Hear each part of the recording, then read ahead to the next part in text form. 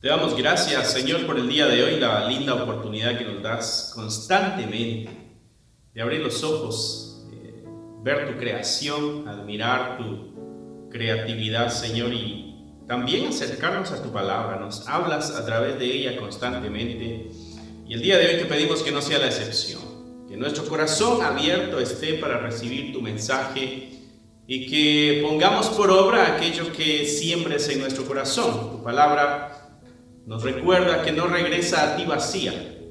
Y te pedimos que esta palabra que hables a nuestras vidas el día de hoy no regrese a ti vacía, sino que haga aquello que fue enviada a hacer.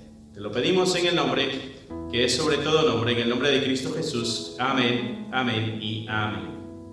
Mis hermanos, bendiciones. Tengan ustedes un día lleno de bendiciones. Espero que estén muy bien allá en casita, algunos reuniéndose en algún hogar. Y eso es muy bueno, que mantengamos viva esta idea de comunidad, de vivir en comunidad y mantener los lazos de comunidad unidos, ¿no? Así que el día de hoy estaremos en continuación. Ya ves que hemos venido hablando del Evangelio de Lucas y hemos venido siguiendo el diálogo que Lucas presenta en su Evangelio, siguiendo la vida de Jesucristo. Y estaremos así, esperemos en Dios que podamos continuar bien y a la vez que sea de mucha bendición. Va a ser un muy bonito recorrido a través de Lucas, ¿no? Así que mi hermano, el día de hoy igual Lucas capítulo 3, estaremos leyendo 21 al 22, pero nos estaremos apoyando también en Mateo 3, 13 al 17 y Marcos 1, del 9 al 11. Está la misma historia relatada en los tres evangelios. Estaremos leyendo las tres historias, los tres relatos, para tener un panorama un poco más grande de este episodio en la vida de nuestro Señor Jesucristo, que es el bautizo de nuestro Señor Jesús. El día aquel que se bautizó Jesucristo, eso es lo que estaremos hablando el día de hoy, ¿no? Este evento es el primer acto público que hace Jesucristo, donde inicia su ministerio. Ahí vemos una escena gloriosa en el momento del bautizo del Señor Jesucristo. Los cielos se abren, el Espíritu Santo baja, una voz se escucha. Un momento glorioso, un momento clave, un momento único, un momento de inicio para el ministerio de nuestro Señor Jesucristo. Aproximadamente tenía él 30 años en este entonces. 30 años cuando inicia su ministerio. Tú sabes que estuvo aproximadamente 3 años y medio en su ministerio. Y a los 33 y medio aproximadamente es cuando su vida la entrega en la cruz. Y digo la entrega porque él mismo dijo: a mí nadie me quita la vida, sino que yo soy el que la doy, yo la pongo, ¿no? Así que estaremos leyendo estos tres relatos en Lucas, en Mateo y en Marcos. Lucas 3, 21 al 22. Vamos a iniciar. Dice que aconteció que cuando todo el pueblo se bautizaba, ¿recuerdas? Juan el Bautista es el que está bautizando, de ahí su nombre, Juan el Bautista. No es de que pertenezca a la iglesia bautista, es que él bautizaba. Aconteció que cuando todo el pueblo se bautizaba, dice que también Jesús fue bautizado, y orando el cielo se abrió y descendió el Espíritu Santo sobre él en forma corporal, como una paloma, y vino una voz del cielo que decía: tú eres mi Hijo amado y en ti tengo complacencia. El relato de Mateo 3, 13 al 17 dice así: entonces Jesús vino de Galilea a Juan al Jordán para ser bautizado por él.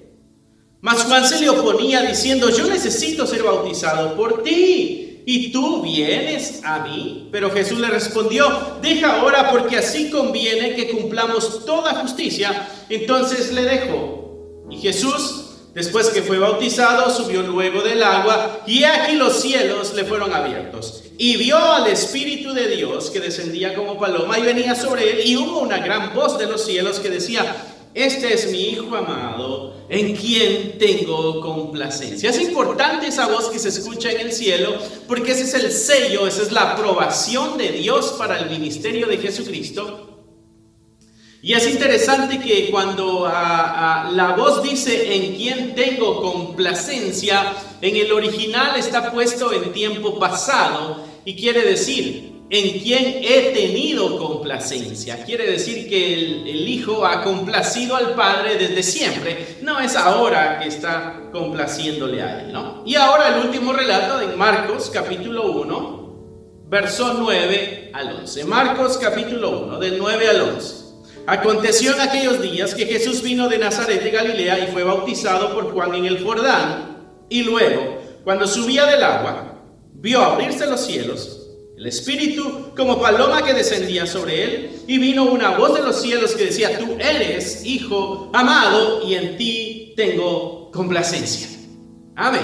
Los tres relatos, si te das cuenta, es la misma historia, solo que alguno de pronto agrega un pequeño detalle, otro detalle más. Por ejemplo, Lucas, cuando habla de que el Espíritu Santo viene, dice que venía en forma corporal como de paloma. Está asegurándose de que el lector entienda de que era algo visible, algo que se podía ver, ¿no? No era algo que solamente Cristo lo vio, sino que quizá los demás también lo pudieron ver, ¿no? Se abrieron los cielos y la voz que se escucha del cielo, dando la afirmación, dando la aprobación, y así marcando el inicio del ministerio público de nuestro Salvador, de nuestro Señor Jesucristo. Y Él inicia con un acto interesante que es el bautizo. ¿Recuerdas tú cuando leíamos la semana pasada acerca del bautizo que hacía Juan? Y Juan bautizaba para el arrepentimiento, bautizaba por arrepentimiento de pecados para el perdón de esos mismos pecados, ¿no? Entonces, una pregunta que sale: ¿por qué Jesucristo viene y se bautiza? Él no tenía ningún pecado que confesar.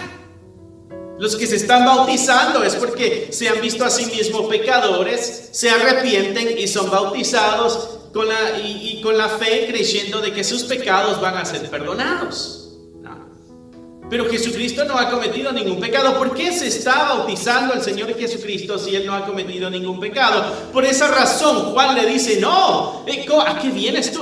Yo soy el que tengo que ser bautizado por ti, pero ¿cómo es posible que tú seas el que venga a mí? Jesucristo le dice: mira, déjalo así, tenemos que hacer esto porque esto nos conviene a todos. Las palabras del Señor Jesucristo ahí en Mateo 3, del 13 al 17, el relato que leímos en el verso 14, dice: Juan se le oponía diciendo: yo necesito ser bautizado por ti, y tú vienes a mí. Juan reconoce que él es pecador y reconoce que Jesucristo no tiene pecado. Sin embargo, Jesucristo le da una respuesta interesante, pero Jesús le respondió: deja ahora, así conviene que cumplamos toda justicia. Entonces le dejó: así conviene. Y esta frase de así conviene, estaba leyendo en los comentarios bíblicos de que la expresión que da a entender es: así nos conviene. Esto es lo que nos conviene, pero no es un nos conviene a Jesús y a Juan, sino que así nos conviene a Jesús y al pueblo, a la humanidad total. Nos conviene a todos de que yo sea bautizado, dice Jesucristo. ¿Por qué? Porque si el bautizo es para aquel que se ha arrepentido, en ese momento Jesucristo a la vez está diciendo: yo llevo el pecado de toda la humanidad. Yo me hago responsable del pecado de la humanidad. Y ahí te das cuenta del tremendo inicio del ministerio de nuestro Señor Jesucristo. Públicamente, delante de Juan el Bautista, haciéndose el pecador, cargando desde ya el pecado de la humanidad. Y por eso es bautizado. Muy interesante. Hay varias cosas que me gustaría que pudiéramos ver aquí, ¿no? Y vamos a ver aquí estos tres milagros dignos de apreciar. El primero, los cielos abiertos, ¿no? Lucas 3:21 dice: aconteció que cuando todo el pueblo se bautizaba, también Jesús se bautizaba, y orando, el cielo se abrió. Es un acto de obediencia que Jesucristo está haciendo. Existe una oración que se está haciendo y los cielos se abren. Mi hermano, Tremenda escena que pudo haberse visto ahí. La idea original en que los cielos se abrieron es de que los cielos se rasgaron. La misma escena que nos presenta Apocalipsis cuando los cielos se rasgan, pero es la misma palabra que se usa cuando se cuenta la historia o se da el relato histórico de que el velo en el lugar santísimo del templo se rasgó también de arriba hacia abajo. ¿Recuerdas esa historia allá en el momento de la muerte de nuestro Señor Jesucristo en la cruz? Cuando hay un temblor y el velo que dividía el lugar santísimo del lugar santo se rasga, se abre, dando a entender de que está abierta ahora la entrada a la misma presencia de Dios. Y fue algo que Dios hizo, por eso se rasga de arriba hacia abajo, se rasga del cielo para abajo. Eso quiere decir que Dios es el que está abriendo el camino, ¿no? Y es la misma palabra que se usa aquí cuando está hablando de que el cielo se abrió, cuando el cielo se rasgó. Lo que está anunciándonos acá el escritor es de que los cielos se abrieron. Eso es muy importante para nosotros, para nuestra fe como cristianos, porque ahora el mismo Dios está abriendo el cielo para que tú y yo podamos entrar a Él.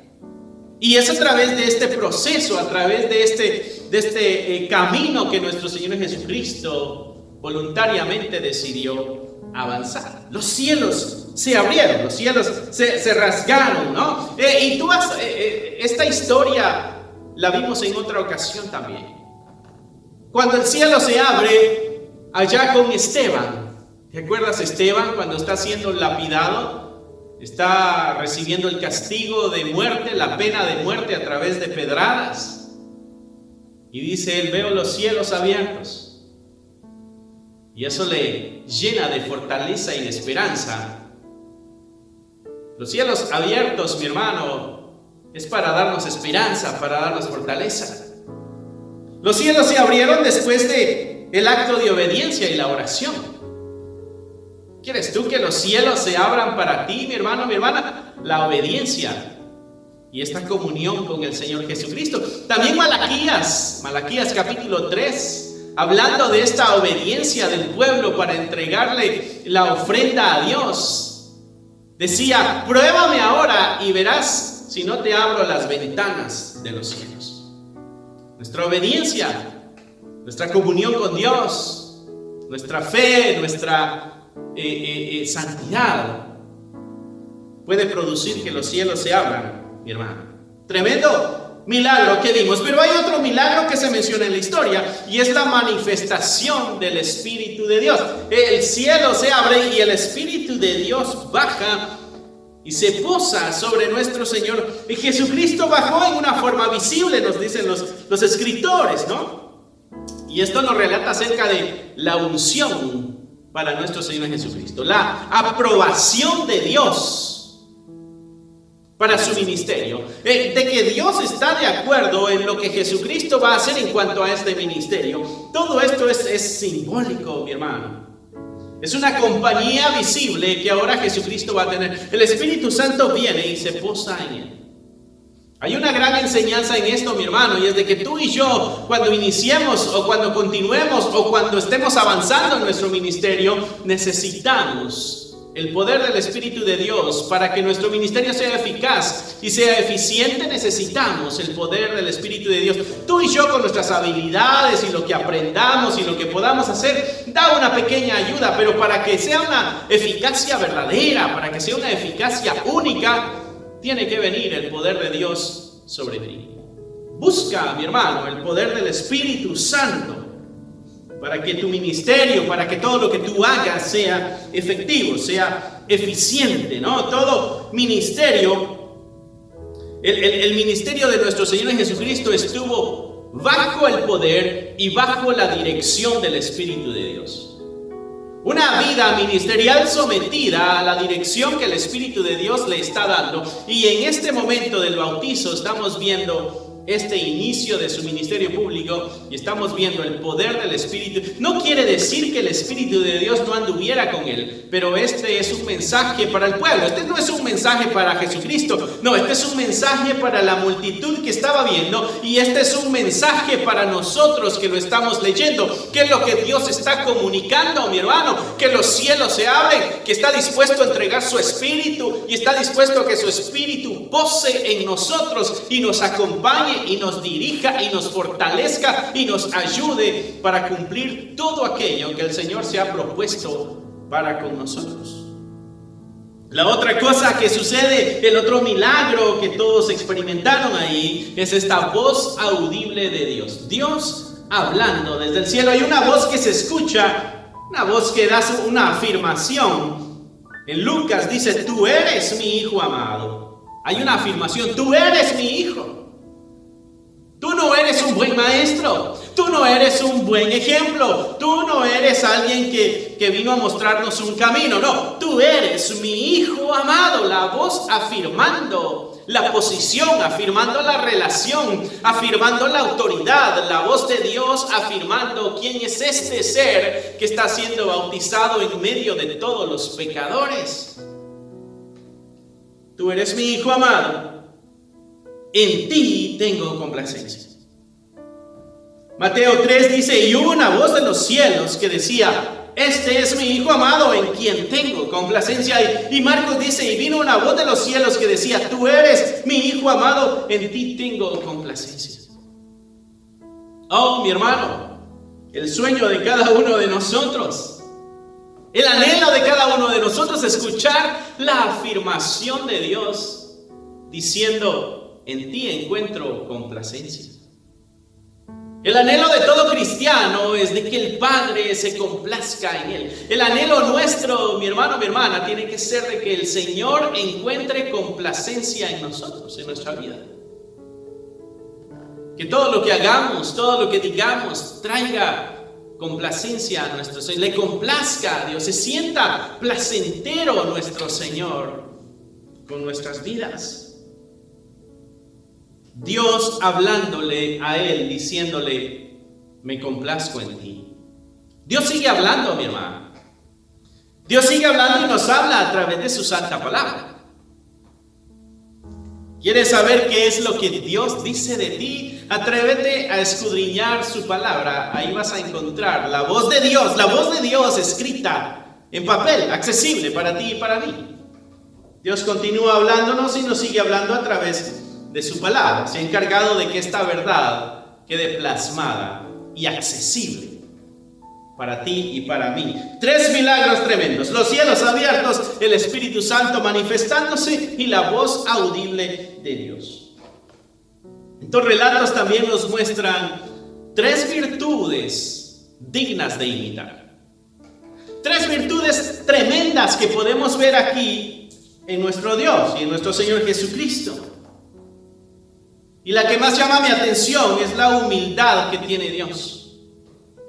Porque este Dios que creó los cielos y la tierra, que no puede comprender nuestra mente, que es más grande que nuestra imaginación, que nuestra capacidad de razonar y comprender, es mucho mayor. Su poder es tan grande que sostiene toda la creación, la hace y la sostiene, la cuida, la guarda, la sustenta, lo que la Escritura nos enseña. Con su sola palabra, con su sola voz.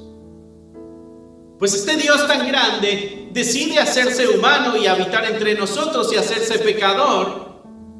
Y ese es un tremendo acto de humildad. Y la humildad la podemos ver aquí en el acto de nuestro Señor Jesucristo, porque en Lucas 3:21 dice: aconteció que cuando todo el pueblo se bautizaba,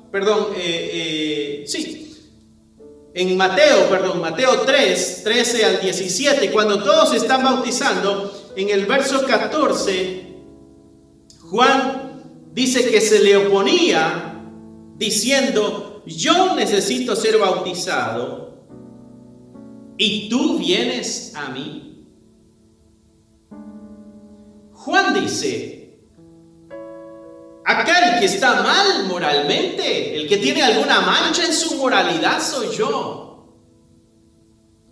Y ahora vienes tú en tu perfección y en tu santidad y esperas que yo te bautice, en cierto sentido afirmando de que tú eres un pecador. Y Juan dice, no, acá el que necesita ser bautizado soy yo y necesito ser bautizado por ti.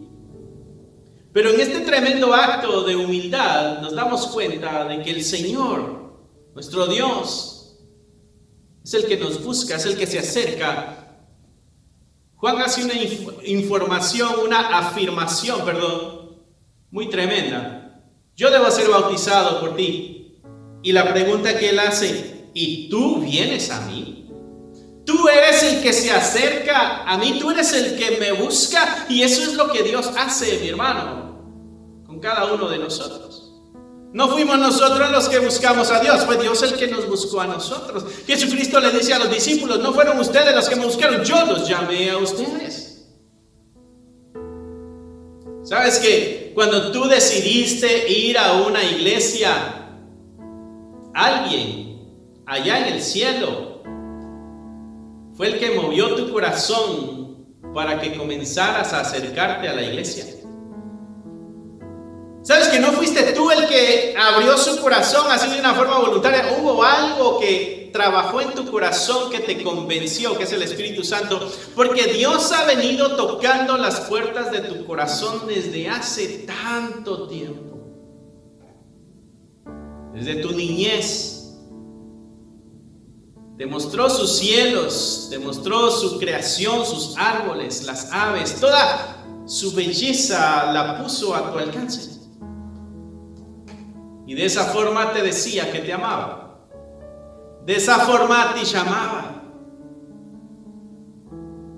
De una o de otra forma llegó el conocimiento de la existencia de Dios a tu mente, y ese era Dios llamándote y hablando a tu corazón y diciéndote, aquí estoy. Porque este es el tremendo amor en humildad de Dios que se acerca a la humanidad. Es Él el que decide hacerse humano y habitar entre nosotros. Es Él el que decide entregar su vida y morir en la cruz. Es Él el que ha prometido regresar por nosotros. Es el mismo Dios que allá en el desierto, en el libro de Éxodo, cuando el pueblo viene de la esclavitud y está habitando en el desierto, Dios dice, yo quiero vivir con ellos también. Así que Moisés, hazme una casa, hazme una tienda a mí también. Hazme una tienda para mí, porque yo voy a habitar en medio de mi pueblo. Allá en el Edén, cuando Dios hizo a Adán y a Eva y los dejó en el huerto, la Escritura dice que la voz de Dios se paseaba al mediodía entre ellos, porque Dios es el que busca la relación. Dios es el que se acerca para iniciar la relación. Dios es el que se acerca para iniciar. Eso es algo tremendo. Y Juan dice aquí, tú vienes a mí. Es algo que yo no puedo entender, no puedo comprender tu grandeza. ¿Y cómo es posible que tú te vengas a acercar a mí, a buscarme? ¿Qué hay en mi corazón que quieres? ¿Qué hay dentro de mí que buscas? ¿Qué es lo que pudiera tener yo para darte que pudiera agradarte? Ese es el amor incomprensible de Dios.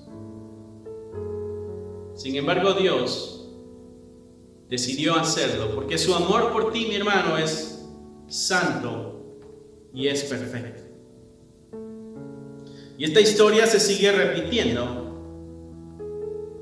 Nosotros debiéramos acercarnos, sin embargo es Él el que nos busca. Y sabes que el cristiano tiene la responsabilidad social de acercarse al pecador para mostrarle el camino. El cristiano tiene la responsabilidad moral de acercarse al pecador. No esperar que el pecador venga. No, acercarse. Jesucristo se acercó. Juan le dice, ¿qué estás haciendo? Acá los que necesitamos de Dios somos nosotros, no es Él el que necesita de nosotros. Entre las virtudes dignas de imitar es esa humildad que tiene un Dios humilde. Un Dios que con todo derecho pudiera ser arrogante y orgulloso, sin embargo, es humilde. Eso es suficiente para meditar por el resto de nuestra vida. 3 virtudes dignas de imitar: la humildad de Dios, el amor sacrificial de Dios, y se manifiesta en el Padre cuando está entregando a su Hijo, cuando está afirmando el inicio de ese ministerio, porque de aquí sabemos de que Jesucristo comienza a crear enemigos y va en camino hacia la cruz. Le quedan en este momento 3 años y medio de vida. Sin embargo, la voz del cielo dice: estoy de acuerdo en lo que estás haciendo. Tú me complaces, tú eres mi Hijo amado. El amor sacrificial del Padre entregando al Hijo. El amor sacrificial también manifestado en el Hijo al entregarse y hacerse pecador. En ese momento que está siendo bautizado, Él está identificándose con la humanidad pecadora. Él está diciendo: yo vengo por ustedes y ahora yo me veo a mí mismo como un pecador. Actos de amor que no podemos comprender a simple vista. El otro acto de este amor sacrificial que podemos ver en la historia es el Espíritu Santo. El Espíritu Santo ahora baja, se posa en Jesucristo. Obvio, lo va a acompañar por el resto de su vida terrenal. Pero también sabe hacia dónde va nuestro Señor Jesucristo. Va a la muerte. Dios sabe que va a la muerte. Jesucristo sabe que va a la muerte. El Espíritu Santo sabe que va a la muerte. Y el Espíritu Santo viene a fortalecerle en el camino, ayudarle en el camino, ayudarle a que no pierda la dirección, a que vaya hacia el Calvario, de acuerdo a lo planeado en la eternidad. El Espíritu Santo viene para apoyar y para equiparle, para que cumpla la misión.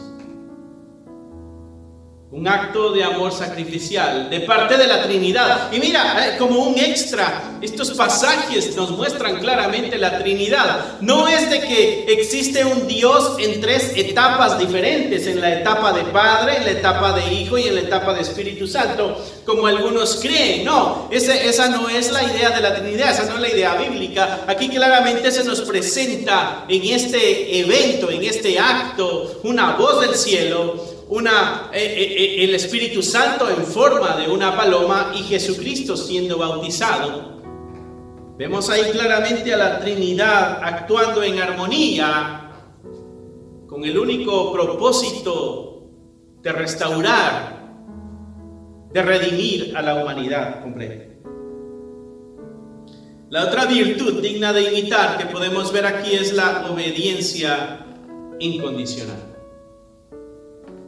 Una obediencia a nuestro Señor Jesucristo. Es incomprensible para Juan, porque Juan trata de detenerlo, espera. Sin embargo, Jesucristo le dice: no, así conviene que cumplamos toda justicia. Así conviene, ese es lo que decíamos hace un momento, nos indica un plural. Así nos conviene. Así nos conviene a toda la humanidad. Para que la justicia de Dios se cumpla, esto es lo que hay que hacer, esto es necesario, esto es lo que nos conviene hacer para que la justicia de Dios se cumpla, para que toda justicia se cumpla, para que cumplamos toda justicia, para que el día de mañana pueda justificarse a la humanidad. Es necesario todo este proceso, todo este camino. Al bautizarse en Jesucristo, Él se hace el responsable del pecado de toda la humanidad. ¿Recuerdas que Juan estaba bautizando para el arrepentimiento y así el perdón de los pecados? Pues el bautizo de Jesucristo está relacionándose con la humanidad, tomando ese pecado. Y ya para terminar, aquí hay 3 retos también para la iglesia, para ti, mi hermano, mi hermana, que eres iglesia. 3 retos dignos de tomar. Vimos 3 milagros dignos de apreciar, vimos 3 virtudes dignas de imitar y 3 retos dignos de tomar. ¿Cuáles son los retos que el Señor pueda poner en tu corazón el día de hoy, mi hermano o mi hermana? Y una es, siguiendo los pasos en esta historia, la identificación con la humanidad. Jesucristo se identifica con la humanidad. Jesucristo va al pecador y se hace como uno de ellos. ¿Qué nos está enseñando eso a nosotros como iglesia? Tenemos que identificarnos con la humanidad, identificarnos en su pecado. Cristo lo hizo, tú y yo tenemos que identificarnos con el pecado de la gente. No solo se trata de señalar y decir, eres un pecador. No, mi hermano. Esto habla de relación con el pecador. ¿Qué es lo que Cristo vino a hacer con el pecador? Vino a relacionarse con él. Mi hermano, tú y yo tenemos que acercarnos al pecador, relacionarnos con el pecador. No estoy diciendo imitar su pecado, no. Tenemos que acercarnos y relacionarnos con ellos para que podamos ser un ejemplo de vida para ellos. Asegúrate de estar lleno del Espíritu de Dios para que no vayas a convertirte tú en un mal testimonio en vez de ser un buen testimonio.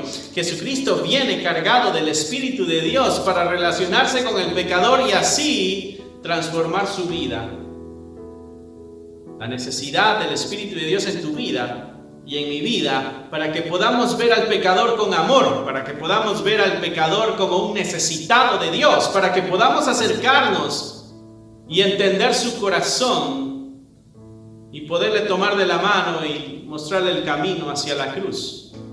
Aquel camino que tú y yo tomamos alguna vez. Alguien alguna vez se acercó a nosotros, se relacionó con nosotros, no les importó nuestro pecado, habló a nuestro corazón palabras de salvación y nos acompañó en el camino de salvación. Alguien lo hizo con nosotros. A ti, mi hermano, mi hermana, te corresponde hacer lo mismo el día de hoy. Identifícate con el pecador, relaciónate con el pecador, búscale y muéstrale la verdad, muéstrale el amor genuino de Dios. El primer reto es identificarnos con la humanidad.